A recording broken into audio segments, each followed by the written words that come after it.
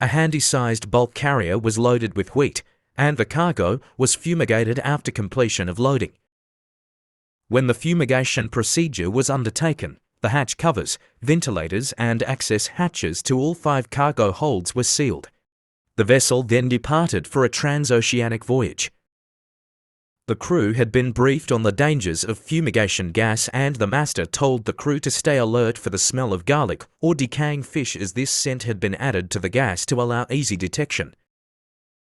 During the first 3 days of the voyage, phosphine gas readings were taken at regular intervals at the upper deck accommodation and the forecastle deck. All readings were 0 ppm.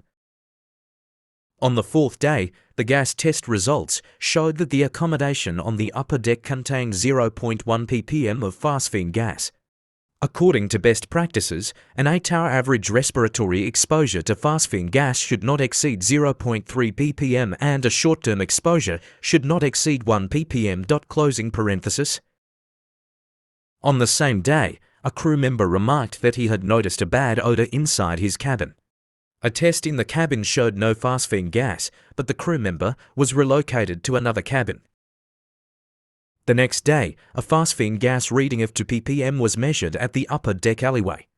The master called muster stations and instructed all crew to evacuate their cabins at once.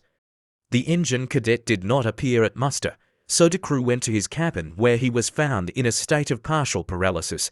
The victim was taken outside for care. A phosphine gas reading of 9 ppm was measured in his cabin, which was next to the cabin of the crew member who had been relocated the previous day. Over the next hour, the victim's vital signs deteriorated.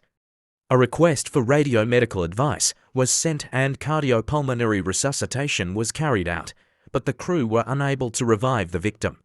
His body was brought ashore at a port of refuge 2 days later.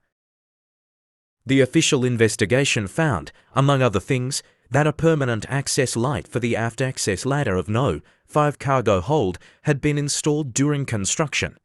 A conduit was used to run the electric cable between the accommodation and No. 5 cargo hold. The conduit ends were not sealed, contrary to best practices and classification rules.